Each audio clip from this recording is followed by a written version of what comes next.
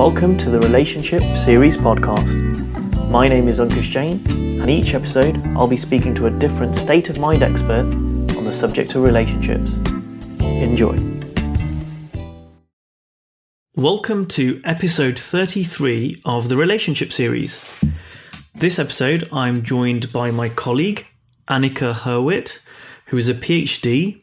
She is a teacher and consultant and coach who specializes in the state of mind paradigm and the principles behind state of mind. She coaches women leaders, executives. She works with individuals and couples, as well as teaching and training other teachers and therapists.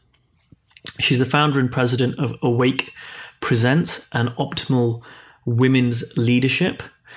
She offers training programs, seminars, retreats, etc. And she lives in the USA in a place called Rockland, Maine. So welcome to the podcast, Annika. Thank you, Ankush. I'm very happy to be here. Yeah, you're someone that's been on my radar, should I say, for some time. I've known of you. I think I've seen you at an event in the UK on stage when I was very new to this. And I know that we know a lot of mutual colleagues, and I know that you work with some of the people that I've interviewed on this podcast. So it's great to have someone with such a wide breadth of knowledge and experience with us today. Oh, thank you.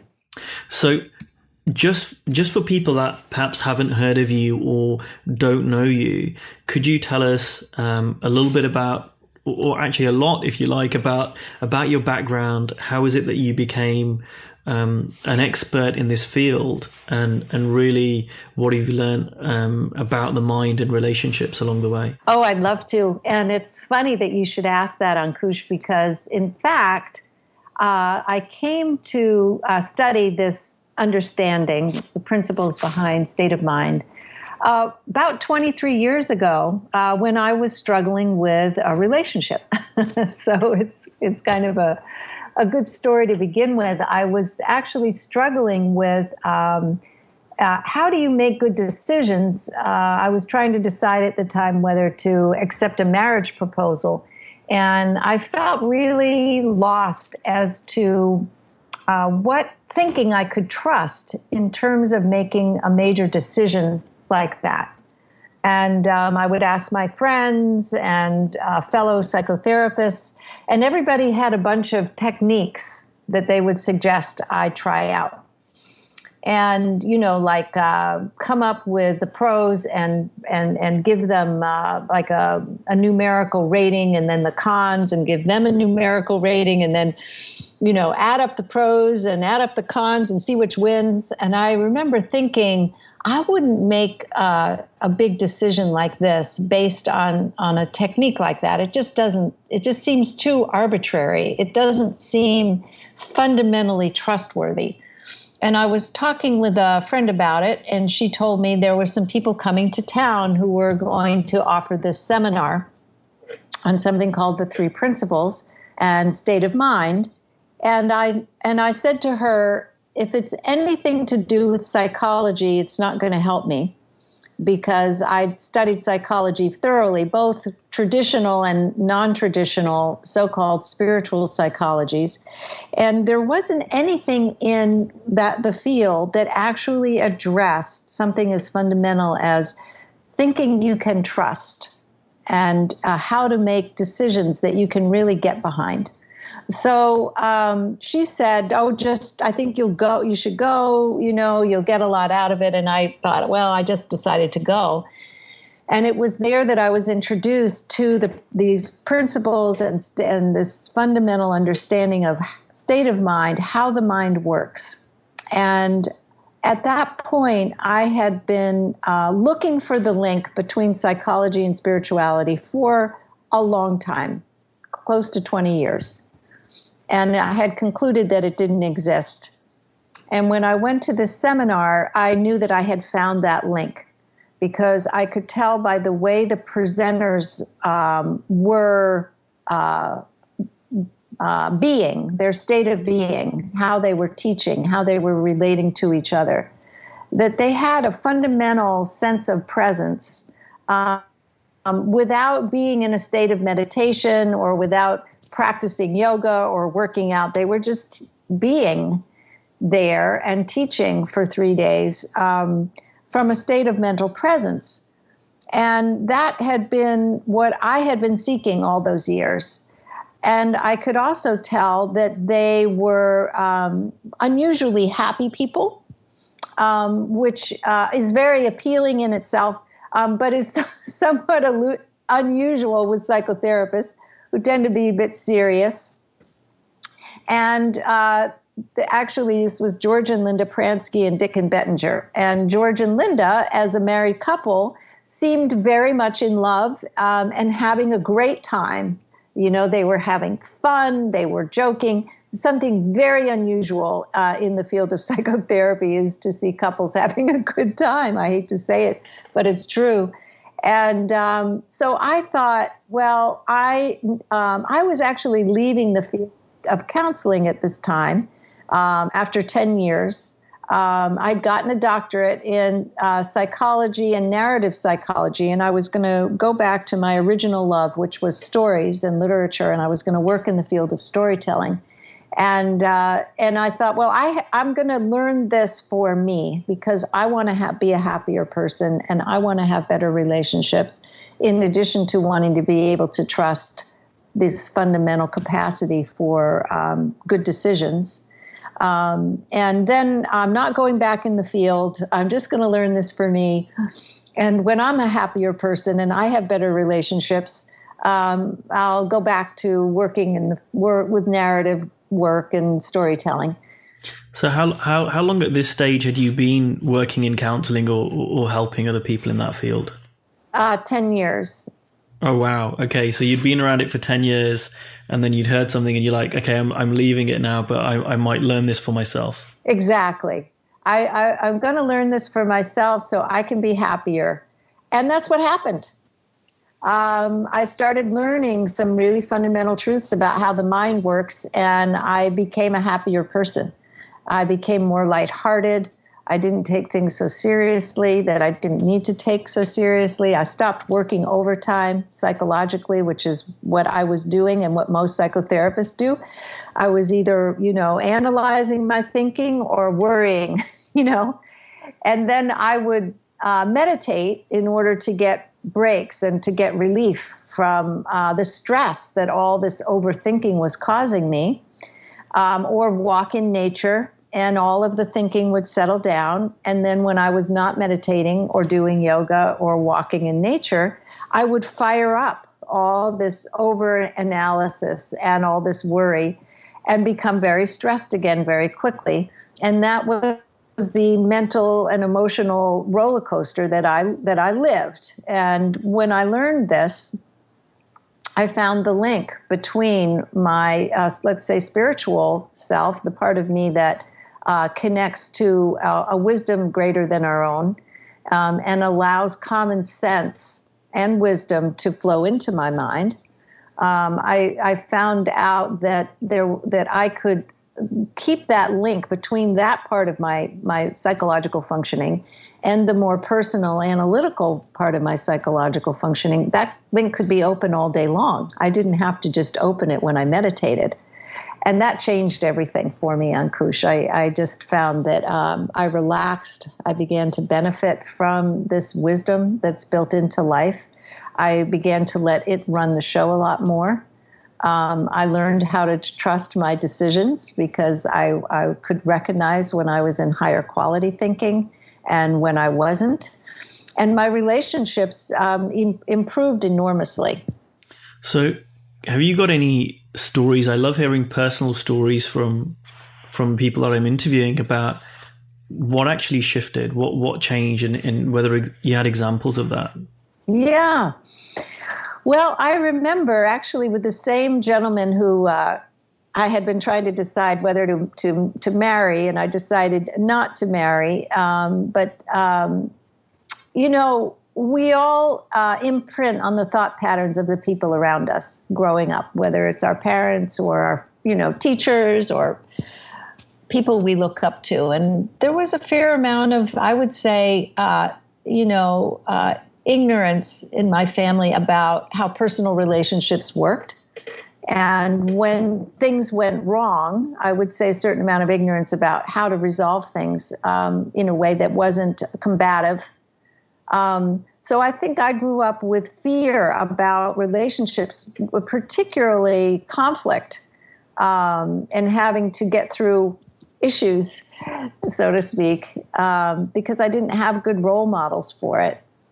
And so I remember after learning this, it used to be that I would, if there was a conflict with a friend or in a love relationship, I would get very upset. I would be stressed. I would be anxious. And that I'd get all that thinking fired up. And it would look to me like it was coming from the other person or the conflict we were having. And that would make me fundamentally insecure. And I would become very stressed and very anxious. And that could go on for several days before I would get calm again. So I remember the moment when, after having learned this, and this is such an interesting thing about understanding state of mind and the principles behind our state of mind, is there's something about just learning them and looking in their direction. In other words, looking at how my experience is getting created in the moment, that allows your mind to start to benefit from pre-existing principles, which are already there in nature, set up and waiting to help our minds function with much more efficiency. So I had been looking in that direction for maybe a few months, and I was on the phone with this man, and we sort of agreed to part ways.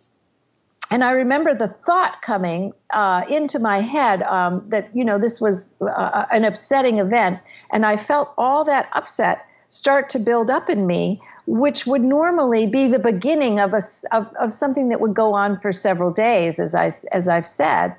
But to my surprise and shock, really, within a minute, while I was still on the phone, my thinking settled itself down and all that upset disappeared. And I remember thinking, what's going on here? I've never experienced anything like this before. We've gone from upset lasting several days to upset lasting a couple of minutes. And that was, for me, a significant turning point in my understanding that these principles and understanding how your mind works is way more powerful than anything I could have anticipated. Because it's not about learning yet another set of techniques. It's really about harnessing something that is much more powerful than anything my personal mind could come up with. What is it that you saw that helped you to get to this real calm place, or not get caught out in insecurity? And I'm sure there are many people listening, including myself, who have certainly had moments of having some conflict in a relationship and then getting caught up in that and analyzing it and thinking about it and, going over and over. What did you hear that really shifted that? Well, and this is the remarkable thing, Ankush, is it's experiences like that really showed me from the inside that there really are pre-existing principles that when we align ourselves with them, they do the work. So it was my just thinking, being reflective in the several months previous to this conversation. Oh, what if what I'm feeling right now isn't coming from that bill that I can't pay, but it's coming from my thinking in the moment about that bill that I can't pay? Just reflecting on that question. In other words, pointing my awareness in the direction of how it works, rather than in the direction of, oh, there's that bill and I can't pay it right now. Where's the money going to come from? How many clients do I have this week, et cetera, et cetera. More often, not always, but more often, I'd be saying, well, I just wonder if maybe it's possible that the bill can't put a feeling in me, but my own thinking in the moment is putting the feeling in me. And this is something Sydney Banks once said, is all mental illness and mental anxiety and insecurity and anguish come from the misperception that an object can put a feeling in you. It's quite a statement. It's a huge statement. It's a really big statement. And it's something that you have to see for yourself.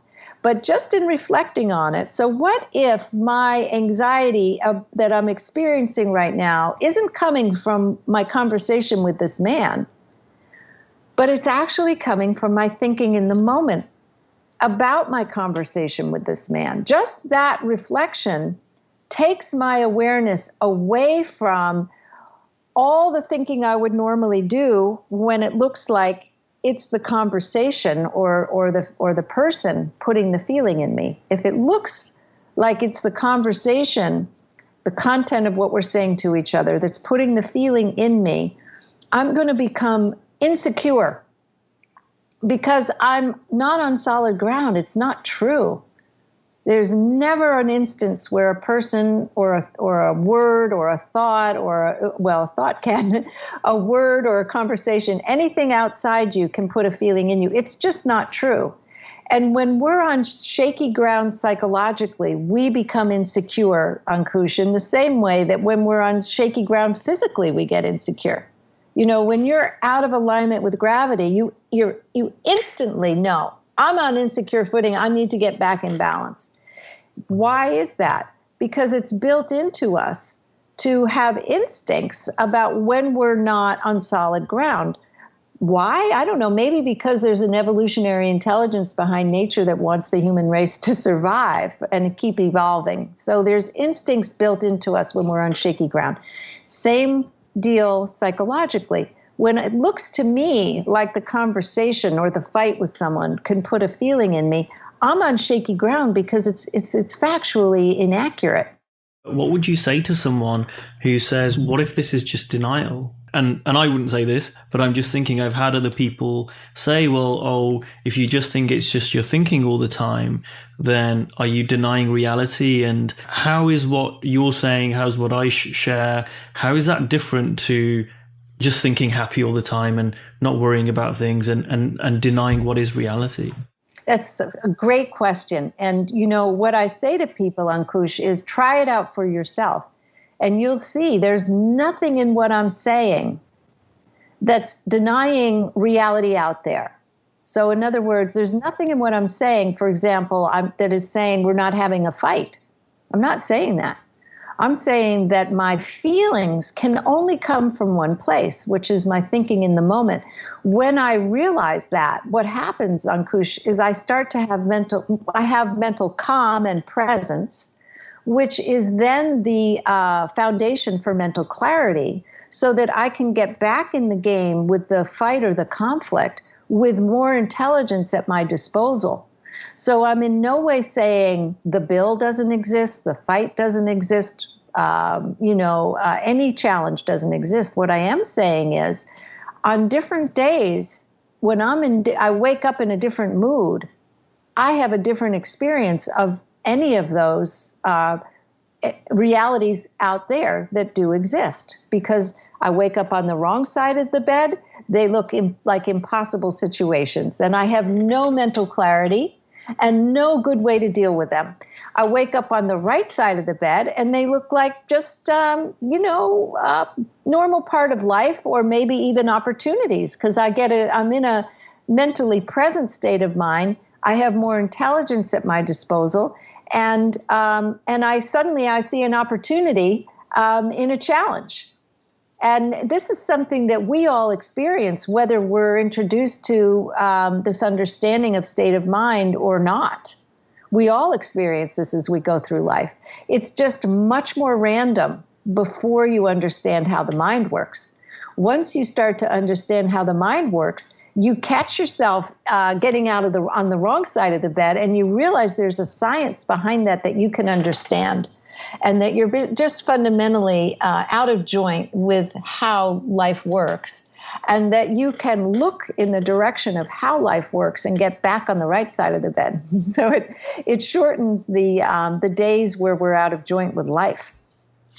What occurred to me as you were talking, because I think you mentioned intelligence, and I don't know if this is what you're saying, so this is maybe me putting words in your mouth, but what occurred to me was that we have a capacity to utilize all of the intelligence we've got, and our state of mind is giving us an indication of how much we're using that.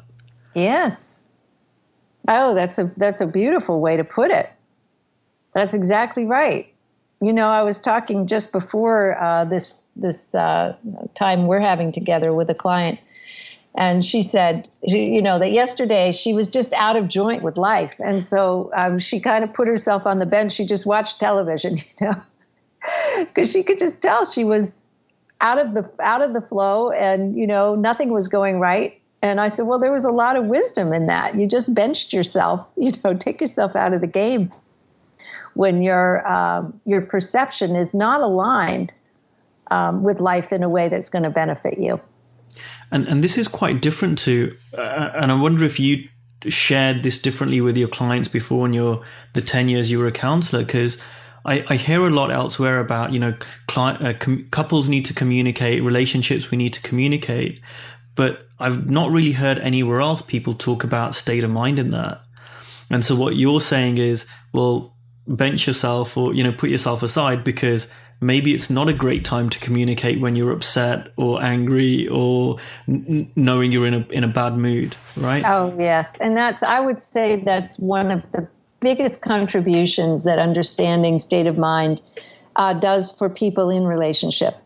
Is that, you know, before I learned this, I really thought that when I was in a reactive state of mind, that was the time to charge forward. And because now I really had the energy, you know, to really address what looked real to me in the moment. And, you know, when it went away, because I didn't understand about this, you know, when the reactive state of mind went away, I might not have the gumption to address these so-called issues. And I wasn't even noticing that half the time when the reactive state of mind went away, the issues were actually much more to do with my being in a bad mood, you know, and that the person who was looking to me like they were inconsiderate might have just, you know, forgotten to take out the garbage that morning or something. In fact, when I was married, I ran this experiment because I was so used to getting reactive. You know, I kind of by nature, I'm one of these quick to anger, quick to forgive types. So my emotional reactions flare up quickly, and they used to be very compelling, which was hard on my relationships. And so I remember when I was first married, if I would get in a reactive state of mind with my husband, I would think, well, before I say anything, I'm going to run the experiment. And the experiment was, so right now he looks like he's just plain inconsiderate, you know, because maybe he forgot to take out the garbage, and yesterday he didn't do something else that he said he would do. But let me just check this out. How does my daughter look to me right now? And then I would notice, well, she looks really difficult and challenging, and, you know, she's not listening. This is when she was quite little. She's not listening to me. And, well, that's interesting. How about my best friend? How does she look? Well, you know, she hasn't been all that nice lately. Well, at that point, I'm like, oh, this is a reactive state of mind. It's a lens through which I'm perceiving reality. But because thought is so compelling, it looks, whatever I think will look, feel, smell, taste real to me in the moment. So as soon as I catch on, I catch on that it's my state of mind, I just say, okay, if I back off and calm down, then let me have a look at what looks like this issue with my husband. And sometimes an issue would be there, and sometimes it was actually like, oh yeah, you know what? He's coming down with a cold, and he's forgetting some things. He's not actually an inconsiderate person. So the mental clarity and the backing off from reactivity, oh my gosh, I've seen it save so many marriages and improve so many friendships and help parents so much with their parenting. Because, you know, just the act of backing off when we're reactive and coming forward when our minds are calm to address whatever issues are really there engenders so much trust in people. You know, because when you never know when someone's going to get in a bad mood and then charge at you, it's hard to really relax in a relationship. And you know that whatever issues your partner came into the relationship with, they're going to project onto you. And whenever they're feeling insecure or shaky or reactive, there's a 50% chance that you could be given the starring role of their nightmare and be fighting over things that really aren't necessarily issues at all. Yeah, you're reminding me of a friend of mine who has a difficult relationship with his father-in-law, and when I speak to him, it's always like, well, oh, this has happened and this has happened, and that reactive state of mind.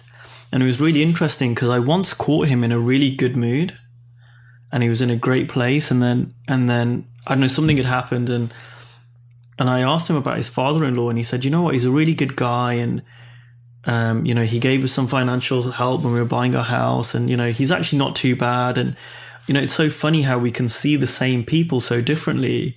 And it just occurred to me that, and I know I've done this too, but so many of us, we kind of trust our decisions when we're really upset, as opposed to trusting them when we're in a good mood. And in fact, the thing that's shifted for me is that kind of is reversed. And even though it is so compelling, like you say, it's about trusting yourself when you aren't upset. And if we really consider that probably makes a lot more sense. It so does. I have a friend who said to me, he said, I used to think that is when I was really upset and angry, that was the time to act. And he said, and he realized he was in the airport with his wife and kids, and I guess flight got canceled or something, and he was tearing the head off of the person behind the counter, and all of a sudden he realized this wasn't helping him at all. This was not helpful, and this. That actually, if he calmed down, he'd deal with that person much better and get much better results. Yeah. So it's just common sense in a way, but it's so easy to miss it. And we are getting feedback about this. I mean, again, I'm thinking about anyone that's listening to this and, wondering, is this really true? But the more I think about it, the more feedback we're constantly getting. And, how many times have we said something to someone when we've been upset, and then afterwards we realize, well, I didn't really mean that. I was just upset. So we know on some level that when we're upset and when we're angry, we tend to say things that we don't mean normally. And we just lose it in the moment, and we aren't thinking clearly. And how many times I won't project this on anyone else. I'll just say this myself, that times when I've been upset at someone or upset about a situation, and then I'm not really seeing the full story, and then I get some new piece of information, and then I feel a bit sheepish because I was totally off base. Right. That's right. And it's I was lost in that maze myself, and just never knowing. And boy, what a relief to finally know, when your thinking is trustworthy. And how what I'll say to you, the listeners, is don't take my word for it. Don't take Ankush's word for it. Run the experiment. Check it out. Notice if you deal with relationships better from a place of mental calm and clarity than from a place of upset. See what happens. Run the experiment. See if you have more mental resources at your disposal when you're calm. See if you're better at resolving issues when you're calm. Think about, the great leaders of the world. Did they lead from mental upset and reactivity? Did Mahatma Gandhi or Martin Luther King or any of the great visionaries who've really had a huge impact on our world, were they charging forward when they were in a reactive state of mind? No. Why? And I've noticed this from my work with, CEOs of companies. The ones that are naturally great leaders have come upon this somehow naturally on their own, whether they'll tell me, well, I wait until I'm working out. I have to work out every day because that's when I get my best ideas. And that's what I use. But they use it for everything. They use it for their human relationships. They use it for getting their best ideas about how to lead. And that's what engenders trust in them as leaders. You see, so you don't connect the dots, but this understanding of state of mind really does connect the dots for you. It gives you some very simple truths about how it works. And then, if you're like me, you're going to want to run the experiment and see it for yourself. But once you see it for yourself, you can't deny your own experience. So I'd love to talk about presence, because I know we spoke before on the pre-interview about some of the topics we'd like to cover. And you had some great thoughts about presence and it being a real solid foundation for relationships. I'd love for you to talk a little bit more about that. Yeah. Well, before I understood about state of mind, you were asking about when I was working as a therapist before. I didn't understand what made up a relationship. I thought it was working on it and, I don't know, sharing good content together. And then there's always, people say, well, you need to have common interests. And that's, of course, a good idea. But what happens when you first meet someone or you fall in love? The crisis of falling in love clears your head and puts you smack in the present. And, when our head's clear, we become present. This is why people, again, work out on a regular basis or find that they're drawn over and over to activities where they'll say, my personal thinking disappears and a flow of nicer or more intelligent thoughts come into my mind. Well, it's a state of presence. And when we fall in love and we become present, we find that we connect naturally. We seem to just know what to say. We feel like we understand that person so easily. And then, in therapy, more conventional therapy or more conventional couples therapy, they call this the honeymoon phase, and they say it's an illusory phase. And then when that wears off, when the crisis wears off, if you don't understand state of mind and you don't live in the present much around your partner, what happens is all the mental habits that you acquired before the relationship began start to creep back in, unbeknownst to you, because it's all going on unconsciously, and you start to be the person you were before you fell in love. And so you start to experience that person through mental busyness, through mental habits that you've acquired, like being judgmental or critical or being anxious, or just that being busy-minded around your partner. Just that in itself takes away from the quality of your connection. So while before I learned this, I thought, my couples have to work on what they're thinking about when they're fighting with their partner, what those issues are. Now the way it looks to me is when people learn to be more mentally present, they naturally connect with other people, whether it's your child, your brother, your spouse. A state of mental presence is a state of connection. When you're alone and you're mentally present, you feel connected to the universe, the larger universe, or you feel connected to nature. When you're around a stranger and you're mentally present, you have a sense of, at the risk of sounding corny, of oneness, that we are both in this moment together. When you're around your beloved, if you're in a state of mental presence, you feel connected to that person. And that's where relationships actually happen. I raised my daughter. By the time I had her, I'd already learned this. And so I was in the habit of being mentally present around her and telling her when I couldn't listen, because of course when kids are little, they talk nonstop. Now I can't listen, honey, because I have things on my mind. So she really learned that part of our family culture was to know when we're present, that's a time to connect, and to know when we're not present, that's not a time to connect. And she got so that she might be 3 or 4 years old riding in her car seat behind me and talking to me. And she'd say, Mom, you're not listening. You're not here. Because we had developed that culture. And I feel like it's such a gift, because when you are present around your child, your brother, your spouse, you hear them. You hear so much more in what they're saying than when your mind is busy. You are able to receive that human being in your soul.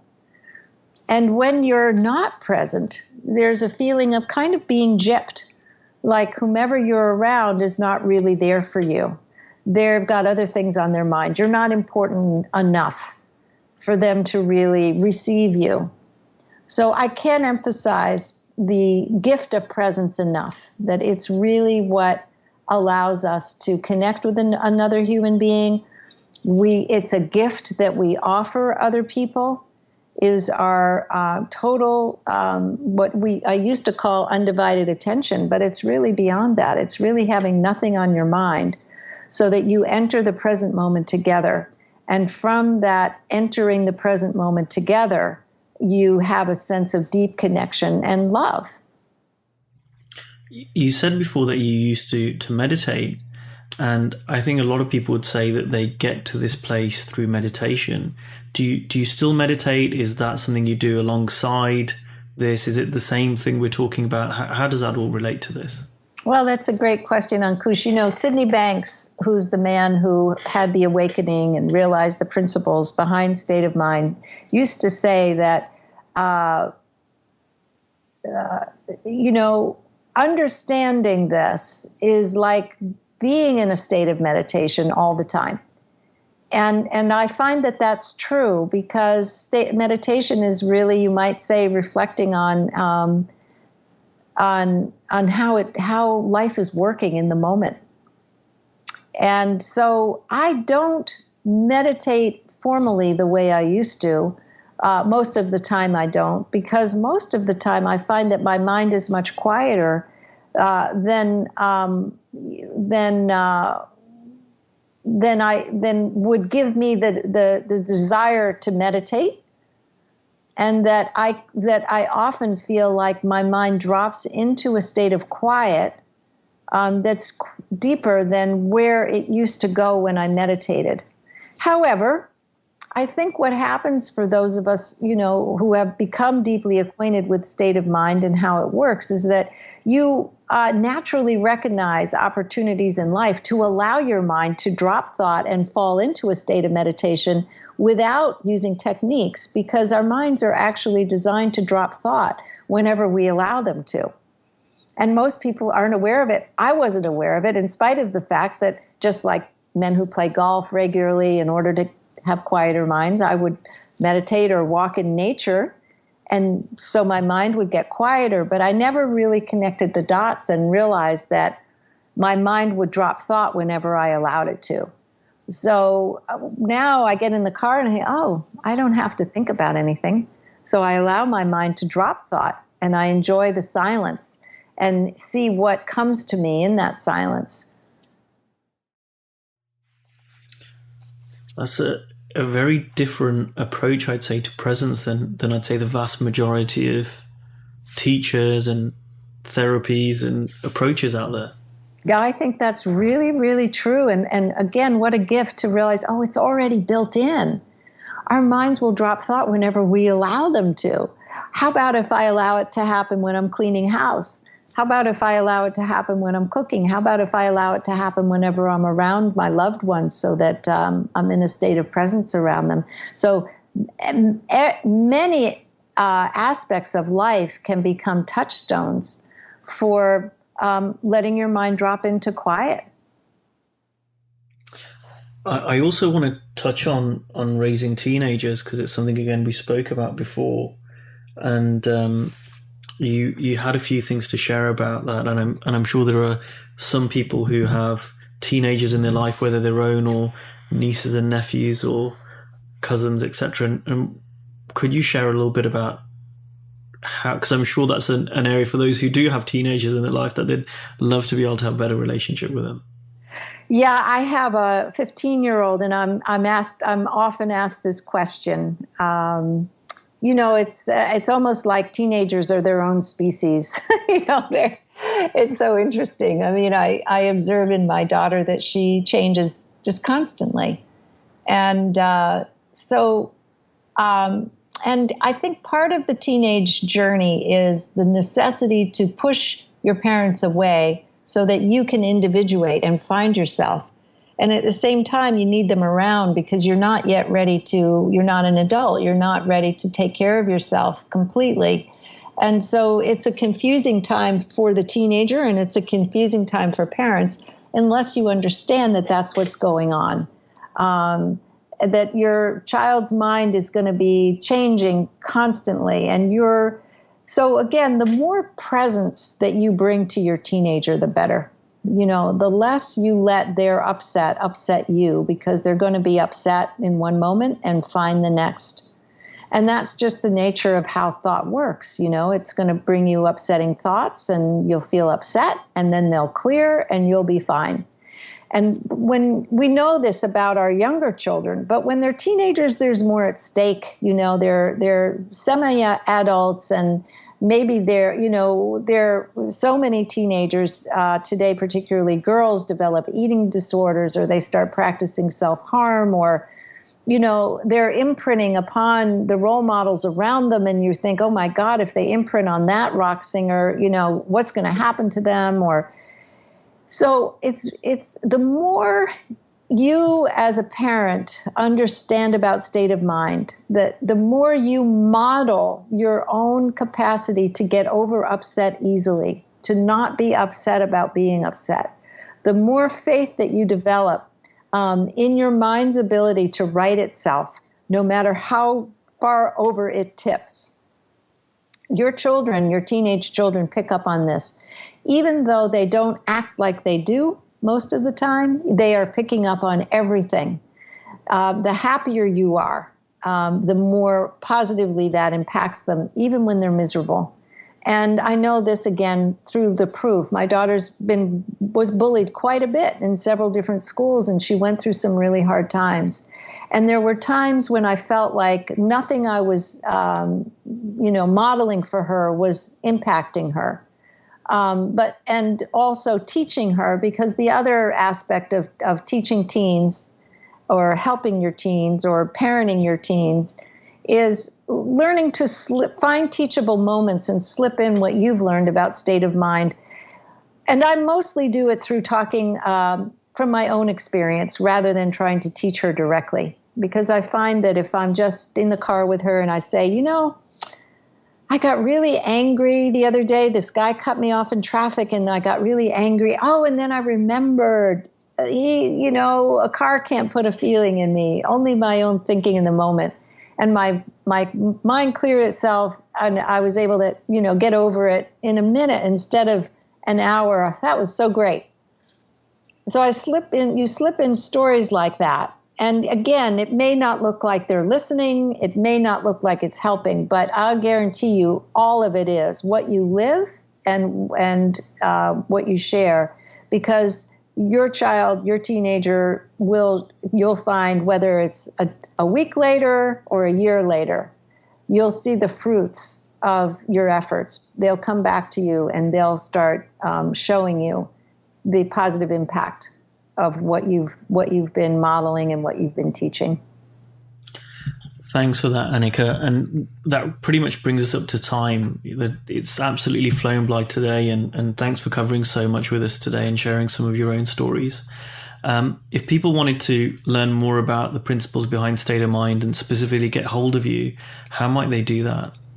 Probably the best way is email, Annika Hurwitt at gmail.com, and that's ANNIKA HURWITT at gmail.com.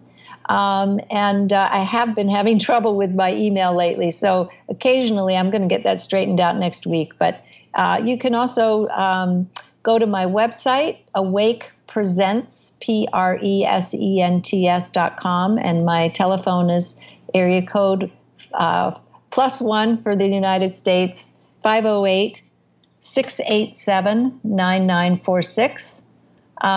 So those are good ways to get in touch with me. And I love getting feedback from people. So I'd love to hear from you if you have anything you'd like to feed back to me or questions. Thank you. And the listeners can find me, as always, at ankushjain.co.uk, ANKUSHJAIN, and there's links to my Twitter and Facebook and YouTube. You can catch all these podcasts via the website or podcast, Stitcher, or iTunes, or on YouTube. Thanks a lot, Annika, and I will meet the listeners virtually next time. Thank you very much, Ankush. This was the Relationship Series podcast. If you like this episode, please share it and leave us your feedback online. Thanks for listening.